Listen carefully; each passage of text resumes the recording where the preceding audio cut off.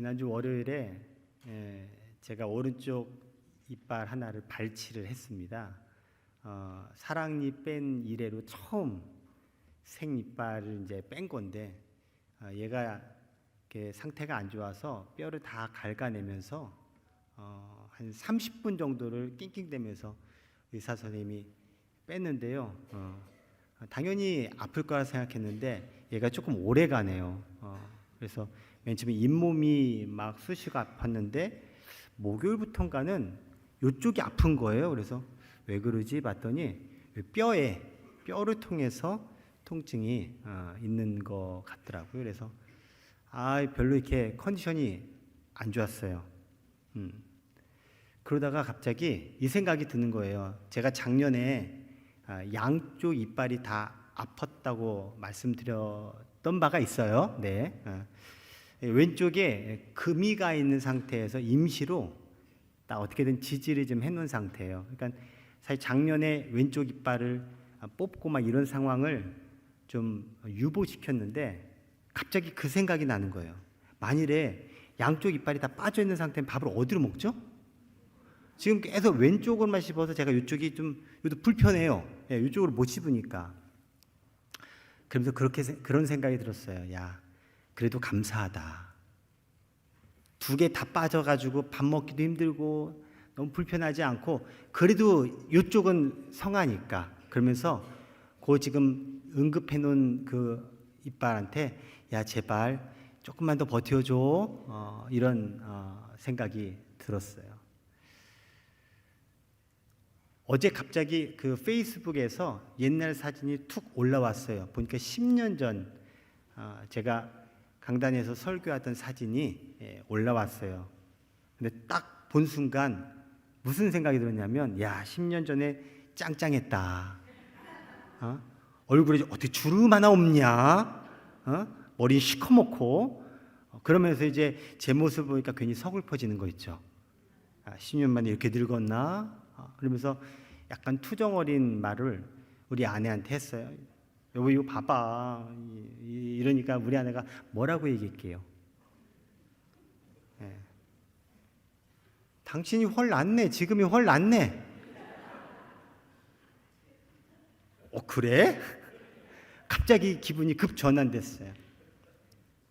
여러분, 여러분의 말 한마디로 위로와 힘을 줄 수가 있어요. 겉바 떠요. 이게 아니라 여러분의 말을 통해서 누군가가 위로와 힘을 얻는 그런 말을 하시면 좋겠어요. 근데 제가 사실 이번 한 주간 컨디션도 안 좋고 뭐 여차저차 하다가 지난 금요일 날 또 우울한 소식을 좀 들으니까 추수감사절 앞에 두고 조금 별로 이렇게 막 감사 분위기가 잘 안 나는 거예요. 우리 권사님이 갑자기 급성으로 뇌경색이 와서 응급실에 가시고 갑자기 그런 소식을 듣고 또 권사님이 미끄러져서 팔목을 또 골절하는 사고, 무릎 슬개골 금 가는 사고, 또 지난주에는 권사님 엄지발가락을 또 절제하는 수술. 그래서 계속 우리 환우들 생각하면서 사실 좀 착잡한 기분이었거든요. 우리 성도님들께 이제 제가 전화로 위로하면서 전화로 기도하면서 그렇게 기도를 했어요. 하나님 그래도 감사합니다. 그래도 감사합니다. 근데 우리 성도님들이 저에게 목사님 그래도 참 감사해요. 그래도 이 정도여서 참 감사해요. 그렇게 또 얘기들을 해 주시면서 잘 이겨내시고 또 잘 치료되기를 또 기도하는 마음을 전했어요. 그런 것 같아요. 우리가 좋은 일들, 진짜 감사한 일들만 다 도배돼 있고 힘든 일 이런 것들이 하나도 없으면 얼마나 좋겠습니다마는 실상 우리의 삶은 그렇지 않죠. 오히려 작은 것에 더 많은 영향을 받게 돼 있어요. 그래도 오늘 추수감사절을 맞이해서 감사할 만한, 감사할 수 있는 오늘의 이 예배가 또 오늘 이 예배 자리에 나오신 여러분 되셨으면 좋겠습니다. 우리 옆에 분들과 인사 나눠볼까요? 그래도 감사합니다.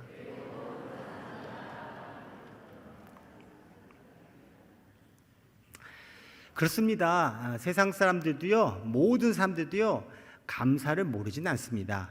그래서 뭔가 좋은 일 생기고 선물을 받으면 다 감사합니다 하잖아요. 그러면 우리 그리스도인의 감사는 뭘까? 사실 일반적인 감사와는 좀 다른 감사가 우리 가운데 있어요. 세상 사람들은 좋은 일에 감사하고 좋지 않은 일에는 불만이 생겨요. 그런데요, 그리스도인들은 불만스러운 일을 만나도, 힘겨운 일을 만나도 불평, 불만보다는 감사의 생각과 감사의 표현을 갖는다라는 거예요. 세상 사람들이 그리스도인들을 보면서 매력을 느끼고 뭔가 신비로움이 있다, 영락없이 그 사람이 불평, 불만, 짜증내는 게 아니라 감사합니다, 담담하게 받아들면서 긍정적으로 그 문제와 어려움들을 해결해 가는 것을 보면서 놀란다라는 거예요. 어떤 상황에서도 불평하지 않고 감사하는 그리스도인. 이 땅에 교회가 생기고 복음이 전파됐는데 사실 원동력이 뭐였느냐? 바로 이 감사의 힘이었다라는 거예요. 사람들이 다른 건 몰라도 뭐 교회 다녀서 돈 많이 벌고 교회 다녀서 뭐 일이 잘 되고 자녀가 잘 되고 이런 것도 눈에 띄겠지만 진짜 의아하면서도 매력적으로 다가온 것은 어떤 상황을 만나도 흔들리지 않고 정진해 가면서 웃음을 잃지 않고 감사하며 산다는 거예요. 그게 바로 복음의 능력입니다. 우리 그리스도인들은 무엇에 감사해야 할까요? 가장 우선적으로 나 같은 죄인을 구원해 주신 우리 하나님께 감사해야 할 것입니다. 나에게 주어진 것 별로 없어도 나에게 세상 만물의 주인 되신 하나님 자체가 있음에 우린 감사해야 할 것입니다. 모두 다 소망이 없다고 얘기해요. 하지만 우린 하나님 말씀을 통해서 소망을 부여잡고 살아갈 수 있음에 감사합니다. 세상 사람들은 위로받을 곳 없고 외롭지만 나는 하나님께 위로받을 수 있고 하나님이 나와 함께 하시니 감사합니다. 오늘 본문 시편 100편의 제목을 보면 감사의 시라고 적혀져 있어요. 시편 100편은 감사를 노래하고 있는 말씀인 거죠. 이 100편 안에 우리가 하나님께 나아가는 세 가지 자세를 보여주고 있어요. 이 세 가지 자세는 우리가 삶을 이렇게 살아가는 것이 좋다는 방향성의 의미입니다. 그래서 오늘 말씀을 통해서 우리가 하나님께 나아가며 내가 살아가야 될 삶의 자세 세 가지를 살펴보려고 합니다. 자, 첫 번째 따라해 볼까요? 기쁨으로 나아갑시다. 오늘 본문 2절 말씀인데요. 읽어보겠습니다. 시작.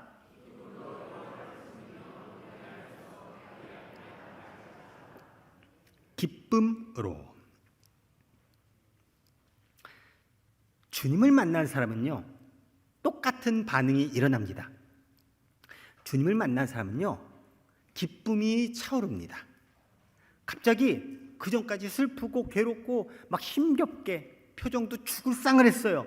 그런데요, 주님을 만나면요, 얼굴이 펴지고요, 기쁨이 얼굴에 드러나고요, 스스로가 얘기해요. 나 기뻐, 나 좋아. 영락없이 주님 만난 사람들의 동일한 반응이라는 거예요. 그 어디에서도 얻을 수 없는 기쁨, 샘솟는 기쁨이 주어진다는 사실이에요. 왜요? 내 마음속에 예수님이 오시니까 예수님으로 인해서 내 안에 있는 그 쓰레기 같은 것들이 다 사라지는 거예요. 어둠 속에, 캄캄함 속에 있는 내가 환한 빛 가운데 주님께서 나를 새롭게 하시는 거예요.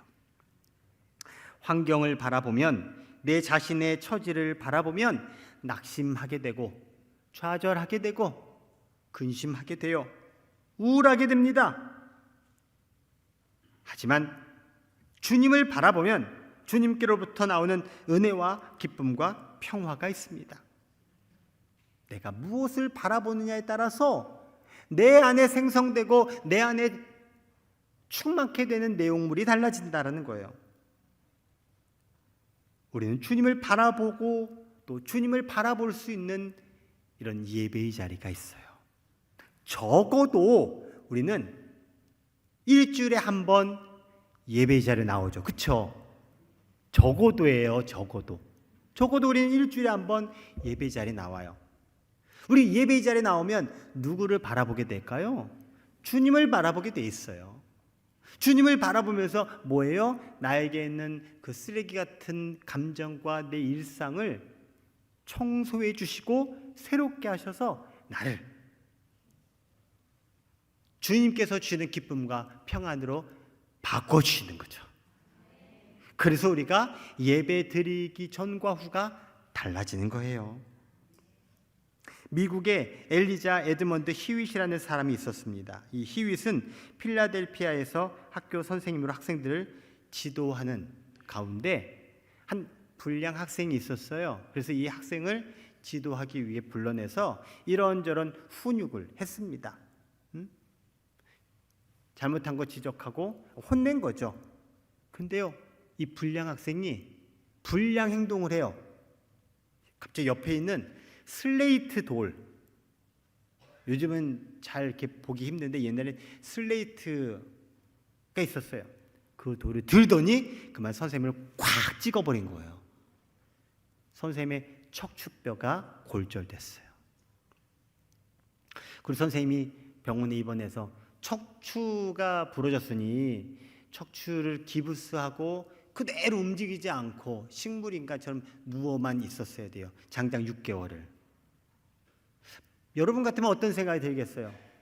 뭐 후회도 들 거고 정말 그 아이에 대한 분노도 들 거고 막 삶의 회한도 들 거고 진짜 막 복잡하게 막 그냥 감정의 기복이 있으면서 그 신세 처량한 자기를 자책하고 그러지 않겠어요? 아마도 희위 선생님도 그런 비슷한 감정들이 있었을 거예요. 그런데요, 희위 선생님 막 그런 가운데 그래도 주님께 기도해요. 여러 가지 기도했겠죠. 그 기도하는 가운데 갑자기 주님의 은혜를 깨닫게 돼요. 그리고 그녀가 주님을 찬양하며 기도하는 시간으로 그 병상의 시간을 쭉 보내게 되고 6개월이 지나 이제 움직일 수 있게 되었을 때 발걸음을 옮겨 바깥으로 나갔어요. 얼마나 기쁜지 몰라요. 보이는 그 세계가 얼마나 찬란한지 몰라요. 그리고 마음에 환한 빛이 들어오고 맑은 공기를 마시면서 너무나도 기쁨이 충만케 되었어요. 너무 감사해서 그 자신에게 있었던 그 힘겨운 시간의 과정들을 통해 자기가 느꼈던 그 주님의 은혜를 시로 이렇게 써봤어요. 근데 이 시가 나중에 곡이 붙여져서 찬송가가 되었어요. 그 찬송가가 오늘날 우리 찬송가에도 들어오게 되었고요. 그리고 우리가 그 찬송을요, 많은 분들이 애창 찬송가로 부르고 있어요. 찬송가 370장이에요. 주 안에 있는 나에게 딴 근심 있으랴. 십자가 밑에 나아가 내 짐을 풀었네. 주님을 찬송하면서 할렐루야 할렐루야. 내 앞길 멀고 험해도 나 주님만 따라가리. 다들 아시죠? 우리 한번 불러볼까요? 주 안에 있는 나에게 딴 근심 있으랴. 십자가 밑에 나가 내 짐을 풀었네. 주님을 찬송하면서 할렐루야 할렐루야. 내 앞길 멀고 험해도 나 주님만 따라가리. 사랑하는 성도 여러분, 여러분에게 무거운 짐이 있으십니까? 우리 주님 십자가 밑에 내려놓으시기 바랍니다. 그리고 주님께서 나에게 주시는 평안과 기쁨으로 회복되시고 일어서시고 찬란한 주님 인도하시는 길가로 나아가시기를 주의 이름으로 축원합니다. 빌립보서 4장이 말씀합니다. 주 안에서 항상 기뻐하라. 내가 다시 말하노니 기뻐하라. 내 힘으로는 기뻐할 수 없지만 주님 안에서 우리는 기뻐할 수 있습니다. 또 기뻐할 수 있습니다. 그래서 항상 기뻐할 수 있습니다. 시편 30편의 말씀입니다. 주께서 나의 슬픔이 변하여 내게 춤이 되게 하시며 나의 베옷을 벗기고 기쁨으로 띄우셨나이다. 나에게 있는 슬픔, 그 슬픔을 주님께서 바꾸시면 우리는 춤출 수 있습니다. 기쁨으로 춤출 수 있습니다. 슬픔의 베옷을 다 집어던지고 기쁨으로 띠를 띠고 춤추게 하실 것입니다. 주님 주시는 그 기쁨, 그 기쁨으로 나아가시기 바랍니다.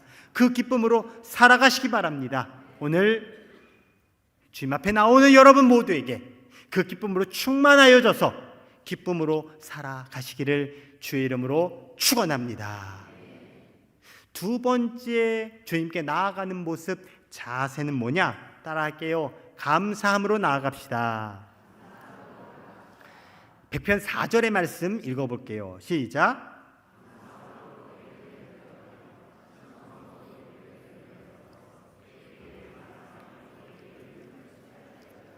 아멘. 감사함으로. 제가 아는 어떤 집사님이 있었어요. 이 집사님이 병원에서요, 마지막 시간을 집에서 보내라고, 병원에서 더 이상 할 게 없다고 보냈습니다. 말기 암 환자로 이제 그야말로 죽음을 눈앞에 둔 상태였습니다.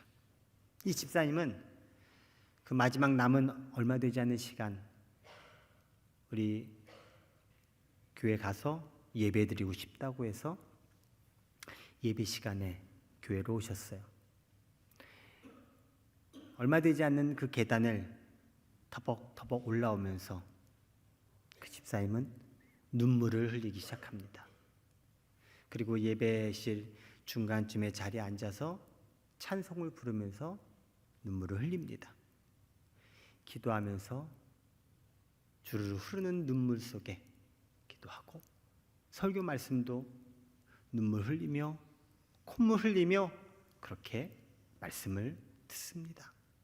마지막 축복 기도까지. 그 집사님은 예배당에 들어오는 모든 시간과 예배 모든 시간 눈물 흘리며 예배를 드려요. 이 눈물은 감사의 눈물이었습니다. 내가 하나님 앞에 나와서 이 예배의 자리에서 예배 드릴 수 있음이 너무나도 감격스럽고 감사해서 흘리는 눈물이었습니다. 그리고 집사님은 그 예배가 이 땅에서의 마지막 예배가 되었습니다. 아마도 지금 천국에서 천군 천사들과 신나게 감격하며 감사하며 예배 드리고 있을 겁니다. 여러분은 오늘 교회 예배로 나오시면서 어떻게 나오셨나요? 진정 이 시간의 예배가 여러분의 진심 어린 예배가 된다면 당연히 우리는 감사의 예배를 드리게 될 것입니다. 이 시간의 예배가 나에게 마지막 예배처럼 여겨진다면 당연히 이 예배는 감격의 예배가 될 것입니다. 예배뿐만이 아닙니다. 내가 누군가를 만날 때 그 사람에게 내가 진심을 다한다면 나는 감사하며 살아가게 될 것입니다. 그 사람을 이제 볼 날이 얼마 남지 않았다고 생각하고 그 사람을 만난다면 그 사람과의 만남 자체는 감격의 시간이 될 것입니다. 내가 하는 일도 마찬가지입니다. 내가 진심을 다하여 최선을 다하여 일하면 그 일에는 감사만 있을 것입니다. 내가 그 일에 감격을 느끼면서 그렇게 일하게 될 것입니다. 윌리엄 로우는 이렇게 말했습니다. 이 세상에서 가장 위대한 성자는 언제나 하나님께 감사하는 사람입니다. 가장 위대한 사람이 누굴까요? 감사하는 사람이라는 거예요. 가장 위대한 사람, 하나님께 감사하는 사람, 바로 저와 여러분 되기를 소망합니다. 빌립보서 4장 6절 말씀입니다. 아무것도 염려하지 말고 다만 모든 일에 기도와 간구로 너희 구할 것을 감사함으로 하나님께 아뢰라. 늘 감사함으로 살아갑시다. 감사가 나의 삶을 바꿉니다. 감사가 나의 운명을 변화시킵니다. 감사가 내 삶에 놀라운 축복과 기적을 일으킵니다.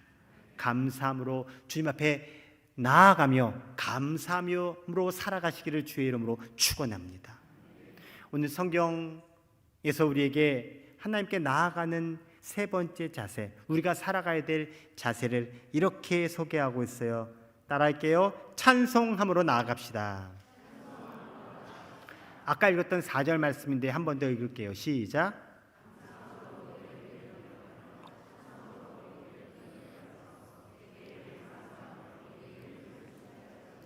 아멘. 오늘 하나님께 나아가는 세 가지 삶의 자세, 기쁨으로, 감사함으로, 마지막은 찬송함으로예요. 여러분, 기쁨과 감사와 찬송, 이게 따로 떨어져 있는 것 같지만 사실은 다 연결되어 있어요. 내가 기쁨으로 주님 앞에 나아가면, 내가 감사함으로 주님 앞에 나아가면 결국 하나님께 내가 행동하는 자연스러운 리액션이 있습니다. 그게 바로 찬송입니다. 내가 있는 곳에서 기쁘잖아요. 그러면요, 세상 사람들도요, 기쁘면 콧노래 부릅니다. 콧노래가 나와요. 우리는 콧노래 대신 뭐 해요? 찬송하게 되죠. 감사한 일을 만나면 하나님 감사합니다, 하나님을 찬양하게 됩니다. 즉 내게 기쁨과 감사는 하나님을 향한 찬송으로 승화된다라는 거예요. 내게 있는 기쁨과 감사를 고백하고 인정한다는 말입니다. 나 혼자 기뻐하고 나 혼자 감사하면요, 그저 나에게만 국한된, 나에게만 머무는 기쁨과 감사가 되지만 그것을 하나님께 찬송으로 올려드리면요, 그것이 내게 임해서 더 큰 기쁨과 더 큰 감사로 내게 충만하게 돼요. 그리고 그것을 내 주변 사람들이 보고 느끼면서 나의 기쁨과 감사를 하나님께 찬송으로 올렸더니 그것이 내 주변의 많은 사람들에게 기쁨과 감사로 전달되고 보게 되고 영향력 있게 된다는 거예요. 그래서 찬송이 엄청난 영향력을 주게 돼요. 그래서 우리는 하나님을 찬송하는 것이고, 하나님은 그래서 우리에게 내가 너를 지은 목적은 나를 찬송하게 하기 위함이야 라고 말씀하시는 거예요. 사도 바울이 아시아에서 전도하다가 하나님께 음성을 들었어요. 너 이제 바다를 건너 유럽으로 가라. 그래서 바울이 하나님의 지시에 따라 유럽으로 넘어가요. 그 첫 번째 도시가 빌립보라고 하는 도시였어요. 빌립보에서 복음을 전하는데 억울한 누명을 씁니다. 사도 바울과 실라가 아주 해괴한 일을 한다는 오명을 쓰고 감옥에 갇히게 돼요. 오늘날 우리 당신은 내 방어권을 가지고 나도 변호할 수 있도록 법적인 절차를 진행하는데, 지금 2000년 전에 이 당신은 그런 거 없어요. 그냥 잡아다가 그냥 감옥에 가두고 매질하고 고문하면서 너 이실직고해, 너 뭐 잘못했어? 그래서 막 강압적으로 하는 당시였기에 바울과 실라는 억울하게 구금된 것뿐만 아니라 그런 고초를 당하게 돼요. 그리고 바울과 실라가 아픈 가운데 그 밤중에 끙끙 아프니까 매질당하고 고문당해서 끙끙끙 이렇게 될 거라고 생각했는데 웬걸입니까? 바울과 실라가 그 한밤중에 찬양을 부르는 거예요. 그것도 이렇게 부르는 게 아니에요. 힘차게 찬송을 부르는 거예요. 성경에 보니까 그 감옥에 갇혀있는 모든 죄수들이 이 찬송을 들었다라고 말씀해요. 모두가 들릴 만큼 하나님께 힘차게 찬송 부르고 있는 거예요. 그리고 놀라운 일이 벌어집니다. 갑자기 지진이 일어났어요. 지진이 일어나고 감옥문이 활짝 열립니다. 그리고 착고라고 하죠. 팔과 다리를 묶어두고 있는 그 쇠사들이 풀려요. 그리고 이 일을 통해서 감옥을 지키던 간수와 그의 가족들이 예수님을 믿어요. 세례를 받게 돼요. 그리고 그 다음날 바울과 실라는 무죄 석방합니다. 여러분, 지진이 일어나면은 문도 열리고 착고도 풀리고 그러나요? 안 해보셔서 모르죠? 안 생겨요, 그런 일. 근데 이게 풀려났다. 이건 뭘까요? 특별한 지진이었다라는 거예요. 하나님이 반응하셨다라는 거예요. 뭐에 반응한 거예요? 바울과 실라의 찬양에 하나님이 반응하신 거예요. 혹시 여러분을 묶고 있는 착고와 같은 것들이 있습니까? 여러분을 가둬두고 있는 감옥 같은 상황이 있으십니까? 너무너무 힘겨워서 혹시 죽고 싶은 마음이 드십니까? 그냥 에라 모르겠다, 다 그냥 끊어버리고 차단하고 싶으십니까? 우리 주님께서 그런 가운데도 불구하고 찬양하는 여러분의 입술, 여러분의 마음을 받으셔서 그 묶인 것들로부터 여러분을 자유케 하실 것이고 매인 것들로부터 풀게 하여 주실 것이고 주님께서 여러분을 지켜주실 것입니다. 억울함을 해결해 주실 것입니다. 우리의 찬양은 놀라운 능력이 있습니다. 말씀을 마무리할게요.